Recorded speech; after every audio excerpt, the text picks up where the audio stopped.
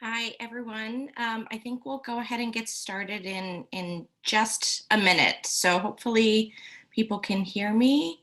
Callie, I saw you wrote a note that you can't hear anything. That's because I I think no one hear. was speaking. Okay, sorry. That's okay. Yeah, we'll wait until the top of the hour for people to make sure everybody is able to join. Thanks.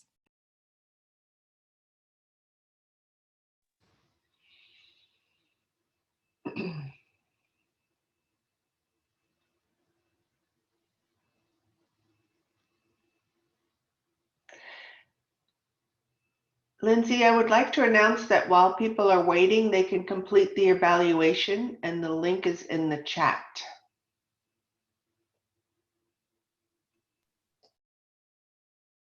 Okay, great.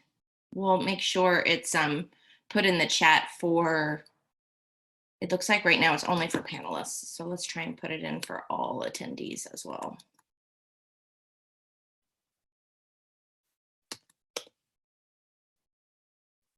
Thank you, Catherine. I'll make sure I mention that.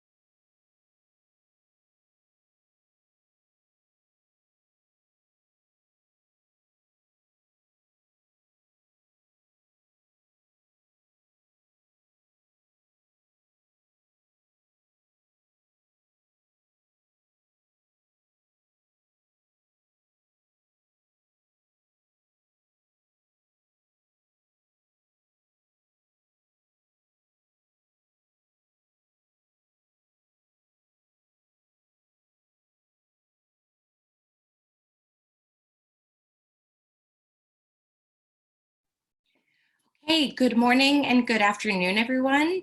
We'll get started with day 3 today of our local partner meeting. We're really excited. We have an exciting agenda planned for the day.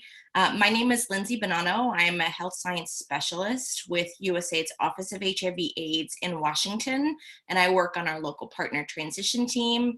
And I've really been enjoying this meeting so far and cannot wait for the discussion today. I'm just going to take us through a few announcements before I hand it over to my colleague, Catherine Hoflick, who will take us through how the discussion today will go. But first, I wanted to make sure it's not in the slides and the announcements, so we just put a note in the chat box that there is an evaluation for this meeting. So please take some time today. We'll have 2 breaks. And those would be perfect opportunities to complete the evaluation. The link is in the chat box. I just put it in there a few minutes ago.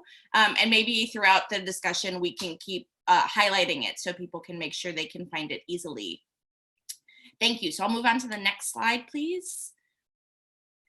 So we also wanted to remind everyone about our exciting exhibition hall. We have posters that many of you have submitted, and we also have a program gallery. So like I said, in the gallery, there's posters. We have the meeting agenda and orientation guide. We also have put in some really useful information from USAID on the NDAA 889 policies. The exhibition hall is only available for today and tomorrow. So please take some time to stop by and visit, see some of your colleagues' really incredible work. And it's open every day prior to the start of the plenary sessions. So it will be open for the rest of the day today and then through tomorrow as well. Next slide, please. So this is the agenda for today. So there's just a slight change from yesterday, or from what was shared in the plenary yesterday. So we're gonna have, this is our welcome and orientation, and then we're gonna go into discussion groups and have some facilitated discussions on providing feedback to USAID on how we can implement collaboratively. So Catherine will take us through how that discussion will go. Then there will be a break for about 15 minutes. And then we'll have a report out of those discussion groups, which should be a really good time to hear more from you all, which we're very excited about. Then we'll have a roundtable of mission directors. We have 2 mission directors that will be joining us, as well as James Maloney, our deputy director from the Office of HIV/AIDS, which will be really exciting for them to be able to respond to some of the feedback that came from the discussion groups. Then we'll have another 10-minute break, and then there will be a closing plenary, which will be a really, really cool discussion on the journey of a USAID local partner, where we have 2 of our oldest PEPFAR partners will be able to share some of their experiences. And then we will close out day 3 for this meeting with some closing remarks from the OHA front office, and Dr. Clint Kavanaugh will speak to all of us again. So if we can move on to the next slide, please. So I just wanted to take us briefly through a few takeaway points from yesterday's really, really robust discussions. We had 4 sessions towards the end of the day that we didn't have time to cover in yesterday's plenary, so we wanted to make sure that those 4 sessions got their due. From the treatment innovations and adaptations session, it was very clear the role of local partners that they hold in the development of behavior change and the messaging around U equals U, particularly during COVID-19, when people on ART really are concerned about their health and might feel isolated from others. The panelists demonstrated incredible evidence and proof that pediatric treatment optimization is feasible, especially or even during COVID-19. And then pediatric DTG-10, those dispersible tablets, are really going to be revolutionary for young children, which is incredible. Next slide, please. Our takeaways from the PrEP session. The main takeaway is that PrEP is not one person's responsibility. It truly is the responsibility for everyone. We really lead where we are, and we must work together to scale up PrEP initiation and continuation. And then as PrEP is scaled up, it's essential to really understand PrEP continuation and how to support effective use. One of the examples was individuals that used PrEP during the seasons of risk. And then finally, when designing programs for priority populations, it is critical that those populations are engaged in all aspects of PrEP interventions, including the development of messaging, product design, and other interventions to ensure that they are relevant and meaningful for those priority populations. Next slide, please. The takeaways from the governance and board session. It is a really good practice for prime partners to provide effective capacity building in forming and strengthening a board of directors to really create a sustainable and USG compliant organization. One example that was presented was that a newly formed board was sent to the US for training and networking, which we thought was a really cool intervention. An organization that can have multiple international boards for effective fundraising, that will help enhance sustainability. And then the initial legal registration of an organization may change over time as the organization grows and includes a variety of different activities. And then the final takeaway from this session, when USAID issues new compliance requirements, the board really should take an active role to incorporate those requirements into the organization's policies and procedures. Next slide, and this is my last slide, the takeaways from the KP Power session that was filled with success stories on COVID-19 and how to engage with the key populations community. So the first takeaway is that the use of virtual sessions for case finding, linkage, and retention have proven to be the most effective for key populations during the COVID-19 pandemic, and they should be considered to be used beyond this COVID-19 pandemic. Organizations should seek to involve KP and actors who influence their decisions, especially while designing KP-focused programs. And key populations have needs other than just HIV. So it is critical to consider other needs and structural barriers when planning KP community engagement, and also ask KP civil society organizations to engage additional donors. And then the final takeaway from this session, local partners need support in telling their story and in strengthening their monitoring and evaluation systems to include evidence of their impact and success when communicating with external audiences. So thank you again for those really robust technical discussions that we had during our panels. You all did a tremendous job, and I will turn it over to Catherine. Thank you.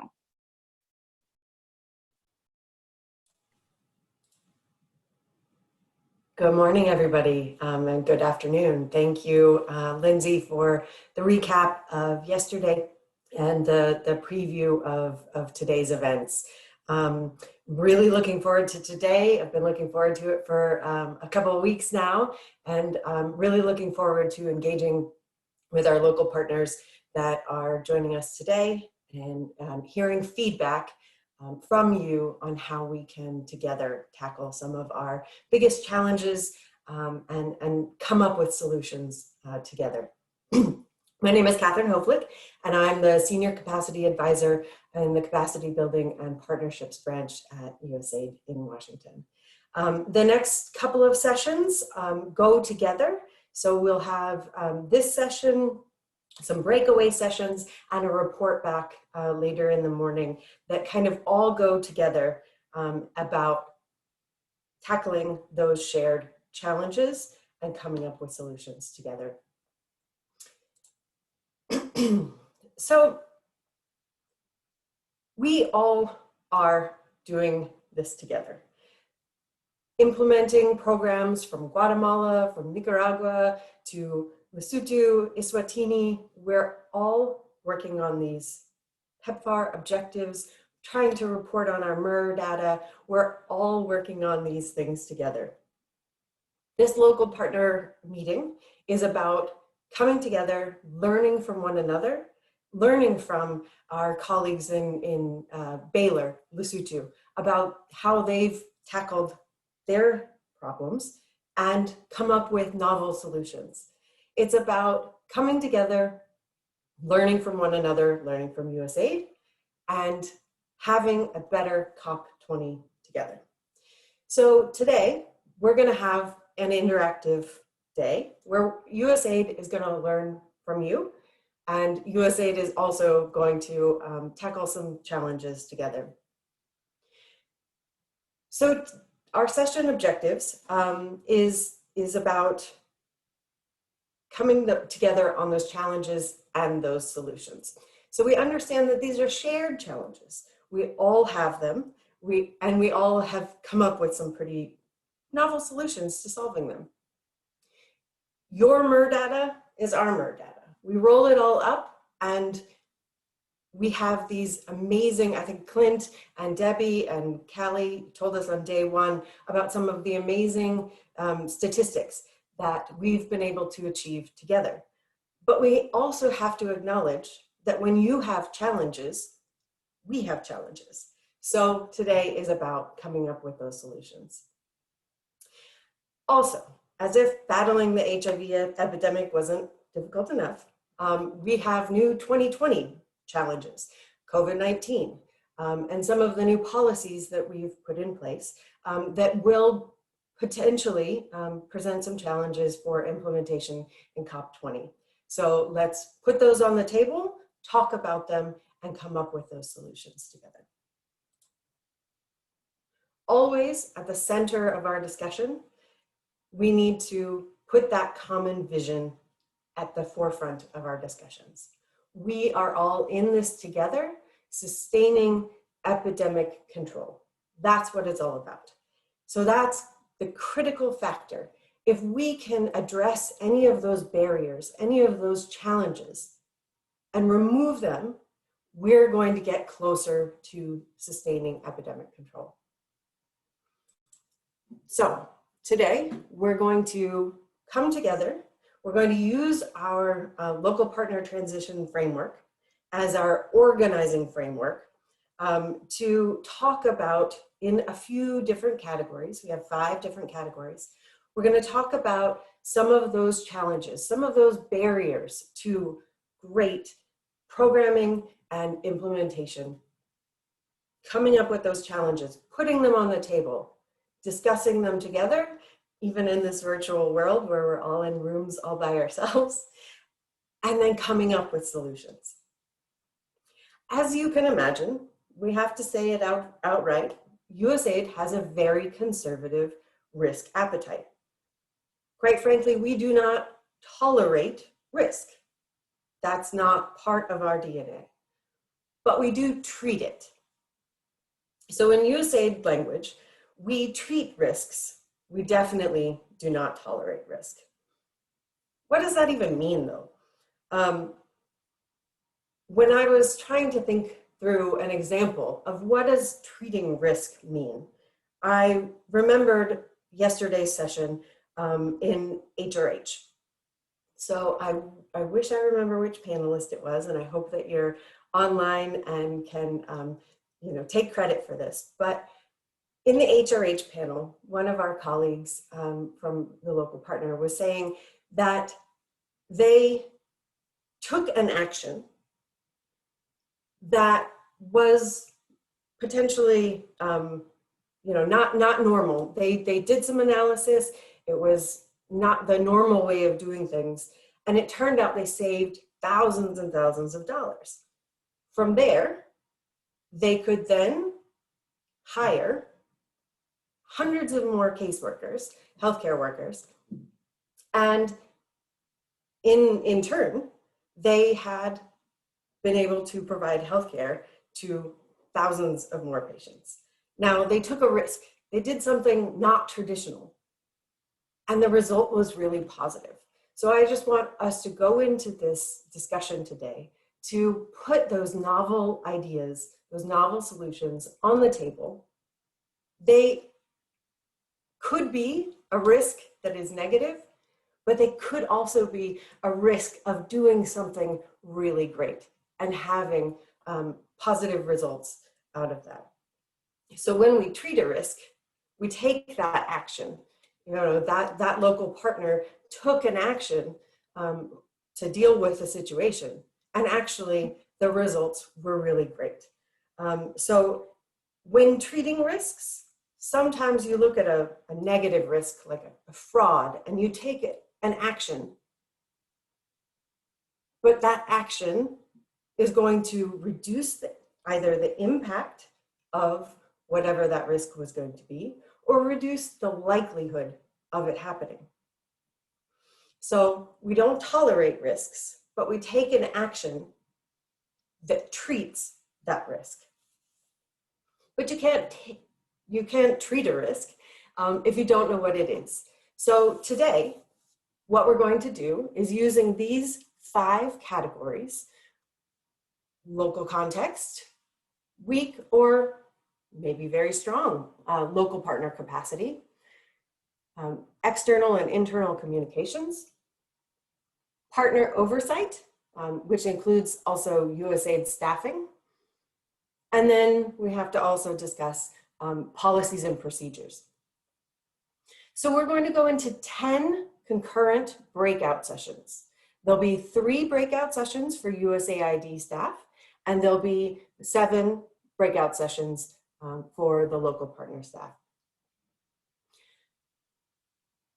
In these sessions, we're going to organize them against these 5 categories. The world of risks can be so broad, but we're going to just organize ourselves and our thoughts around these 5 categories so that we can focus on what are the challenges and what are our collective solutions.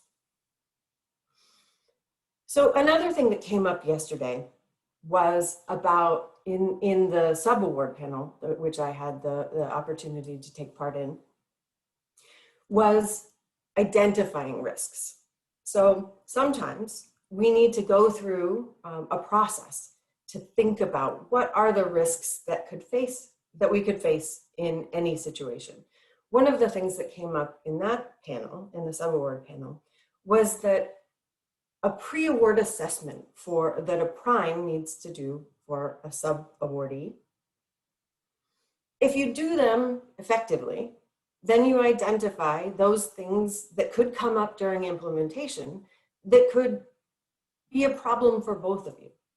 So if you do a pre-award assessment, for instance, and you go to your sub-awardee and you find out that they don't have great M&E systems, they're maybe not going to be able to report against PEPFAR indicators. They're not going to be able to disaggregate like we need them to. If you ignore it, you're tolerating the risk. If you instead offer them to budget for a more senior M&E person, and you send your M&E person there to help them update their forms so that it disaggregates by age and sex, then you're treating that risk. So what we're going to do in the next couple of sessions is think of those kinds of solutions of how we can treat risks. Okay, I don't like just talking about risks. I like to think of the world in terms of challenges, because challenges are something that I can solve. I enjoy solving complex problems.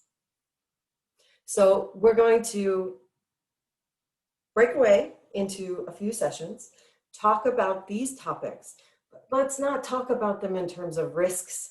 Sure, there are risks to COP20 implementation, but they are actually just challenges that we can face and we can solve together.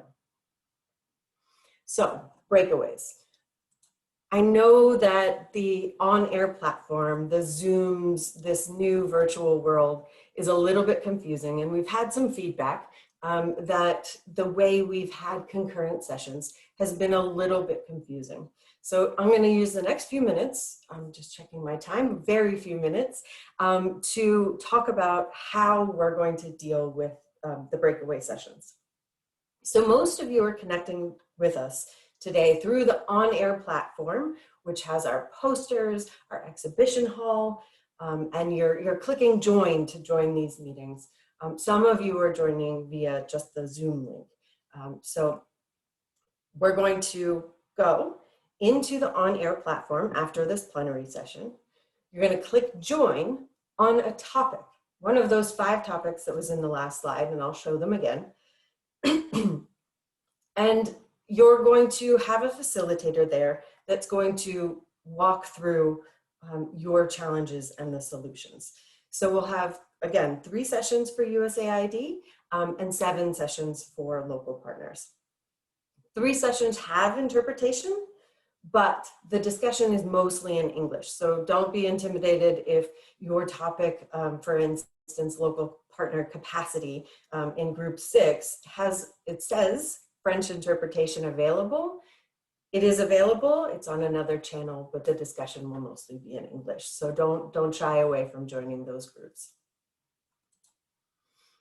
On Tuesday, gosh, it's been a long week. On Tuesday, we had a Menti poll. Thank you, FPD, for bringing these Menti polls for us.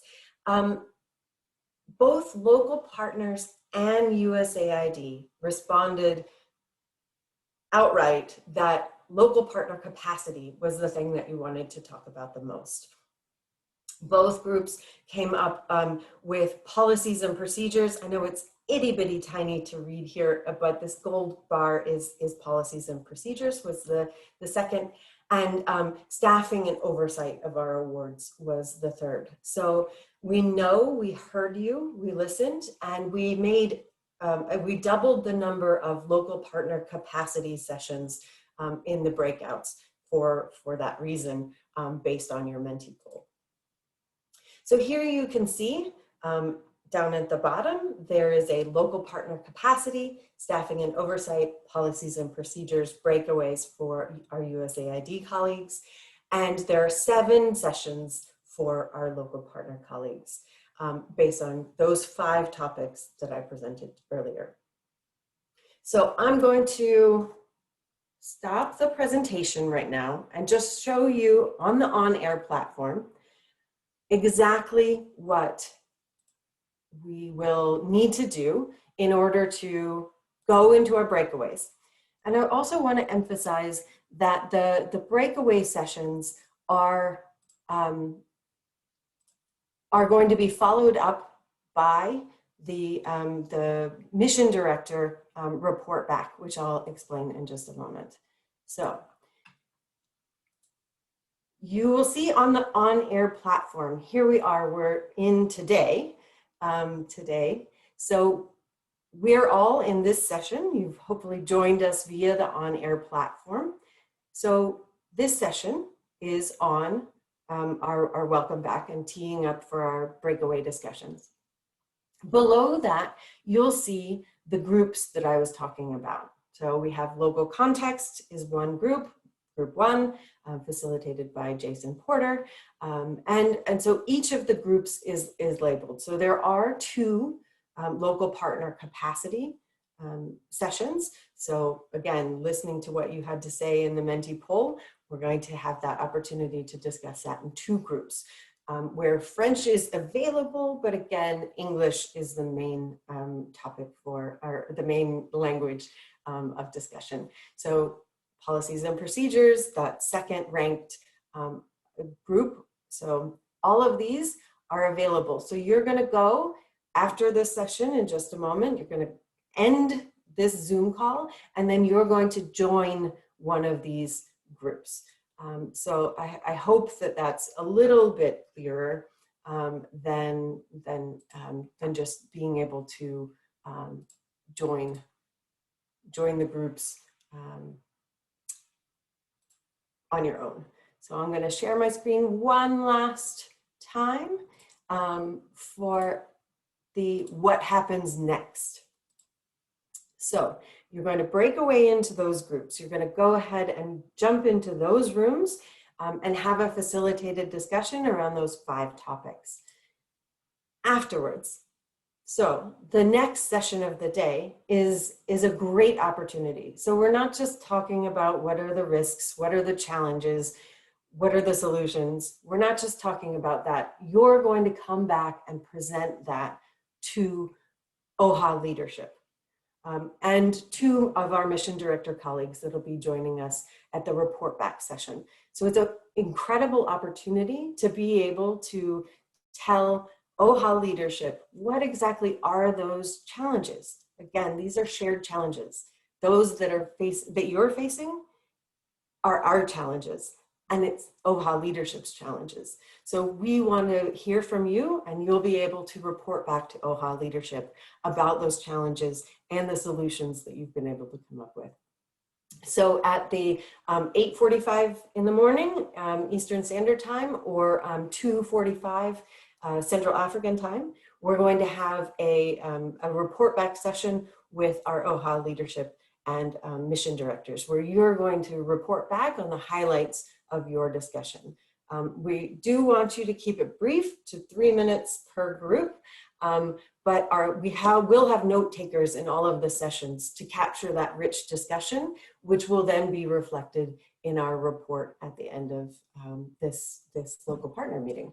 So I wish you the absolute best of luck, and I wish you a very fruitful discussion in your breakaway groups. So please, if you could, you may leave this session and then join one of your topical groups to discuss challenges and solutions for COP20. Thank you very much.